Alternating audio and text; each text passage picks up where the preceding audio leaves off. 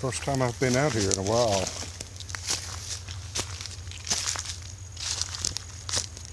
figured I would be the only one out here today, but I'm not, because I hear something coming from further up the mountain,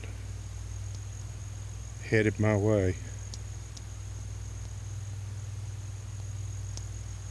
I think it's the first time I've ever been this far on this bike. I've been up here lots of times on the Trail 70 and the XL 70 and the TW200, which the TW200 is the perfect bike for this terrain. But this bike, when it didn't have many miles on it, it was not good for this because it tended to stall pretty easily. And I noticed from Moto Cheese videos of the RPS Hawk, he stalls his a lot too. But it's gotten much better as it's got more miles on it. So you can putt along at low RPM a lot better than you used to could. But still, you know, the tires aren't as good as the TW. And they stopped. Looks like a square body GMC truck. Anyway, these tires tend to go out from under you pretty quick. It's a balancing act between bottom end torque and tire traction. And you know, consequences of wiping out on this particular road in some areas can be severe. I mean, you could get hurt pretty bad if you went off here if you didn't manage to get it stopped. But especially a little further down, there are some places where it's straight down off the edge of the road.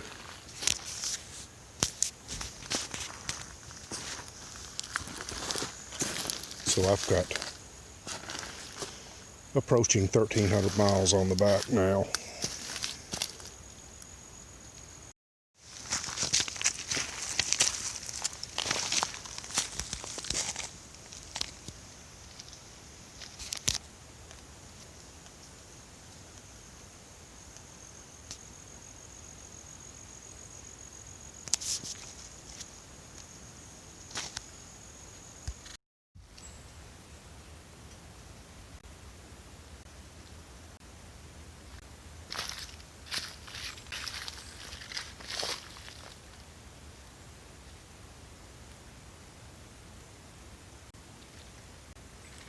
So I fired up and went past the guy in the GMC.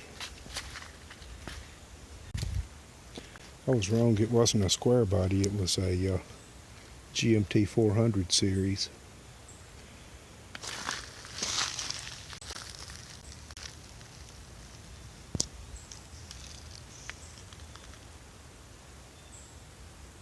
Which I like those too. It was a good looking truck. I think I'm gonna take that buckle with me. That might be useful.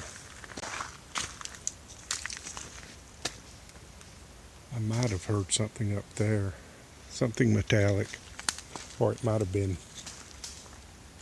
the same thing that we're hearing here, nuts falling on the rocks. Not sure.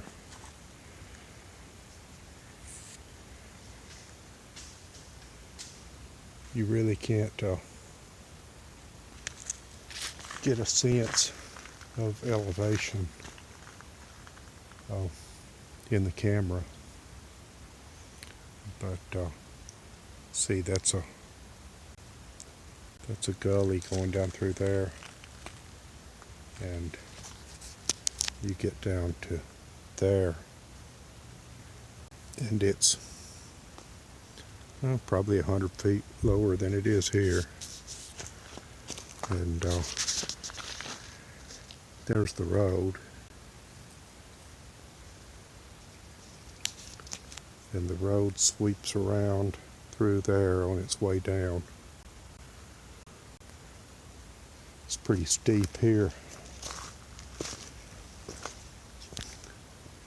And this bike, this is the farthest, I'm pretty sure this is the farthest I've been up with it. I've been up on top lots of times with the TW and the XL70 and even the Trail 70. But not with this one. I've never been on top of this one. And but it is getting easier to ride in this. And there you can see it's kind of rocky. But it still requires a little bit of finesse in the rock crawling sections. Because, I mean, it would be better if I aired the tires way down. But these tires are pretty squirrely on pavement when they're aired down. Again, Advantage TW200 Major League. But this has, you know, approximately 1,300 miles on it now. So it's running a lot better for, you know, rock crawling at low RPM than it did before. But I'll tell you what, man, that's a lot steeper than it looks. And in fact, the kickstand is a little high on that, so I can't park it with the kickstand uphill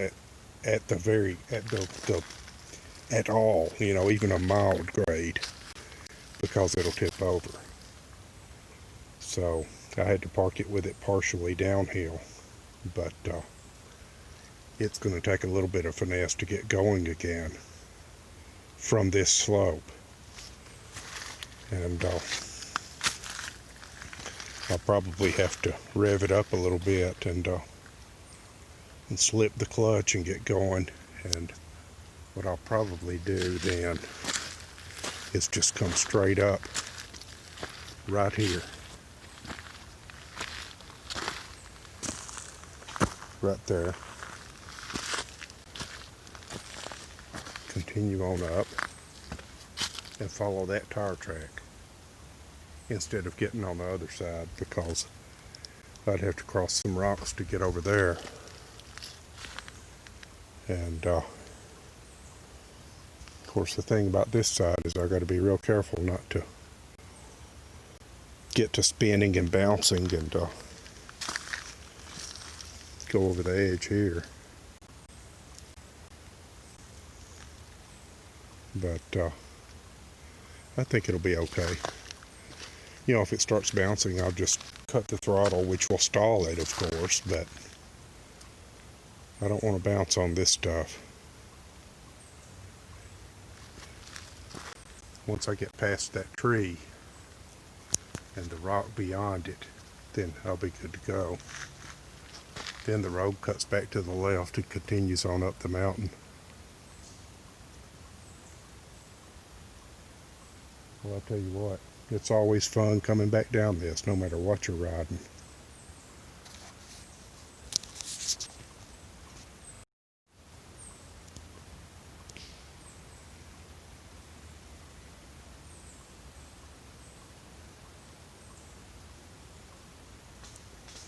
We just got to listen to wildlife here for a minute.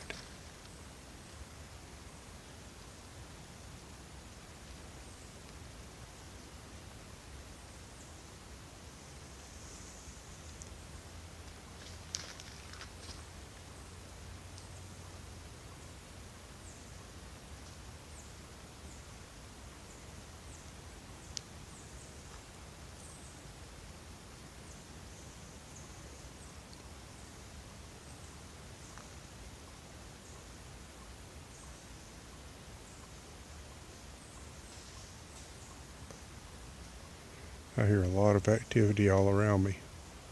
Of course, a lot of it is nuts falling out of the trees.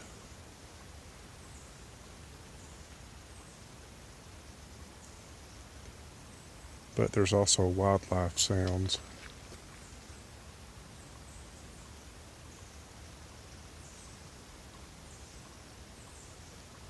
I'm really blessed to live in an area like this.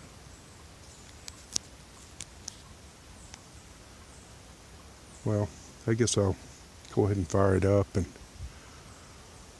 get past this section. You never know when the weight's going to shift and cause the back to fall. Really don't want that to happen. Here we are on top now.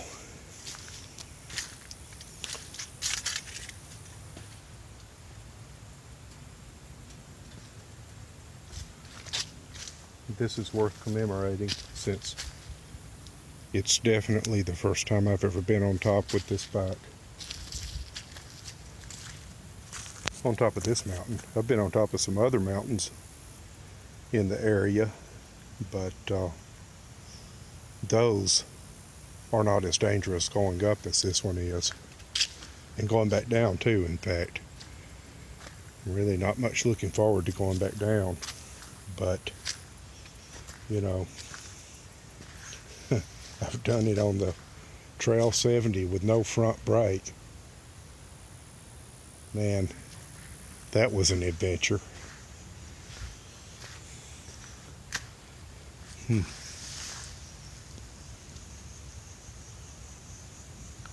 Raccoon? Not sure. Might be dog. Actually, I think raccoon looks more human hand-like, so that's...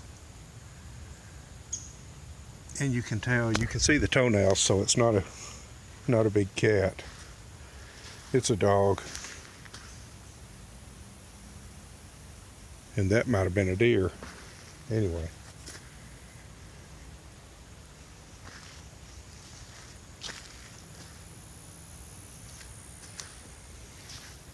Yeah. I remember one time I came up here on the XL70 not too long after I built it, and I rode around. I didn't just come up to the top like I am now. I rode miles then when I got on top, but I was headed back down. There were a bunch of other people up here too on that particular ride. They weren't with me, but you know, there were just people riding around. And so it got dark before I headed back down. And I was about halfway down in the really dangerous section where there's a big drop-off right at the edge of the road. And I'm going along in first gear, not riding the brakes, I'm feathering the brakes, you know, so I don't cause them to fade or anything. And I was also using the kill switch to kill the engine and add some more engine braking, compression braking. And so I got about halfway down and my lights quit working completely, kaput. And so that's when I decided I needed to start bringing a cap light, headlamp, or whatever as a backup. But what I did was just stopped right there and tinkered with it a little bit and tinkered with the wiring and got it going again.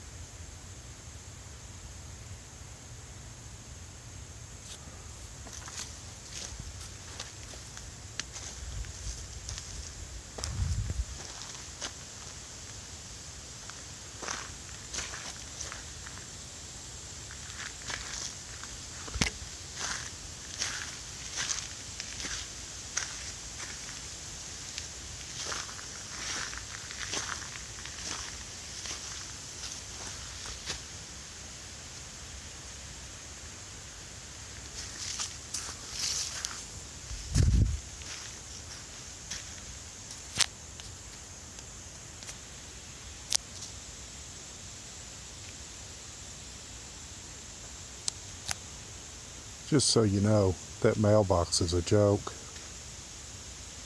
There hasn't been mail delivery up here in decades. In fact, there probably hasn't been mail delivery up here in 60 years, easily.